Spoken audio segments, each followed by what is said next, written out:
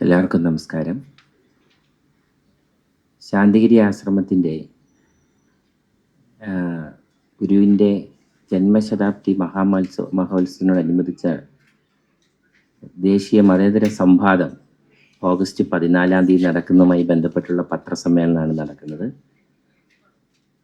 ഞാൻ സബീർ തിരുമല, ആശ്രമത്തിൻ്റെ ഇൻഡസ്ട്രിയൽ ഹെഡായിട്ടുള്ള സായിനാഥ് തപസി ഉണ്ട്, അപ്പം ബ്രഹ്മയാരി അഖിൽ എന്നിവരാണ് പത്രസമ്മേളനത്തിൽ പങ്കെടുക്കുന്നത്.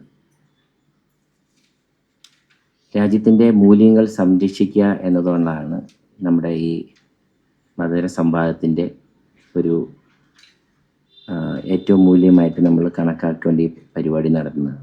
മതത്തിൻ്റെയും ദേശീയതയുടെയും പേരിൽ ഉൾപ്പോരുകൾ ഉടലെടുക്കുന്ന ആധുനിക കാലത്ത് രാജ്യത്തിൻ്റെ മതേതര മൂല്യങ്ങളും ആത്മീയതയും മതേതര സൗഹൃദവും സംരക്ഷിക്കപ്പെടുക എന്ന ലക്ഷ്യത്തോടെ നടത്തുന്ന ദേശീയ മതാന്തര സംവാദത്തിന് പോത്തൻകോട് ശാന്തിഗിരി ആശ്രമം ഓഗസ്റ്റ് 14 വേദിയൊരുക്കുന്നു.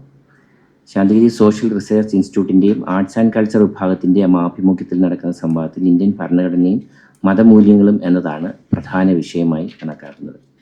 വെള്ളിയാഴ്ച രാവിലെ 10 ശ്രീ മലങ്കര കത്തോലിക്ക ചർച്ച് മേജർ ആർച്ച് ബിഷപ്പ് കർദിനാൾ ക്ലിമീസ് കത്തോലിക്ക ബാവ, ശാന്തിഗിരി ആശ്രമം ജനറൽ സെക്രട്ടറി സ്വാമി ഗുരുരത്നം ജ്ഞാന തപസി, പാണക്കാട് സയ്യിദ് മുനവ്വർ അലി ശിഹാബ് തങ്ങൾ എന്നിവർ ചേർന്നാണ് ഭരണഘടന ഉയർത്തി സംവാദ പരിപാടി അന്നേ ദിവസം ഉദ്ഘാടനം ചെയ്യുന്നത്. ഒപ്പം ശാന്തിഗിരി ആശ്രമം പ്രസിഡന്റ് സ്വാമി ചൈതന്യജ്ഞാന തപസി അധ്യക്ഷത വഹിക്കുന്ന ചടങ്ങിൽ കേരളത്തിൻ്റെ അകത്തും പുറത്തുനിന്നുമുള്ള വിവിധ മത മേലധ്യക്ഷന്മാരുടെ സംവാദങ്ങൾ ഈ പരിപാടിയിൽ ഉണ്ടെന്നുള്ളതാണ് മറ്റൊരു പ്രത്യേകത.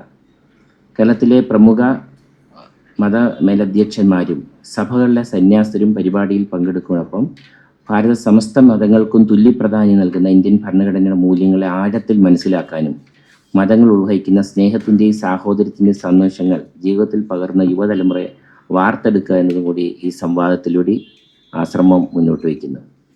രാജ്യത്തിൻ്റെ 80ാമത് സ്വാതന്ത്ര്യദിനത്തിനോടനുബന്ധിച്ച് ശ്രീ കരുണാകര ഗുരുവിൻ്റെ ജന്മശതാബ്ദി ആഘോഷങ്ങൾക്ക് മുന്നോടിയായി സംഘടിപ്പിക്കുന്ന പരിപാടി ഭരണാശയം നന്മ നിറഞ്ഞതായിരിക്കണം എന്ന ഗുരുവചനം പ്രയോഗത്തിൽ വരുത്താനും ജനങ്ങൾക്കിടയിൽ പരസ്പര സ്നേഹവും രാജ്യസ്നേഹവും വളർത്താനും ഈ സംവാദത്തിന് കഴിയണം എന്നുള്ളതാണ് പ്രധാന ലക്ഷ്യത്തോടുകൂടി നടത്തുന്നത്.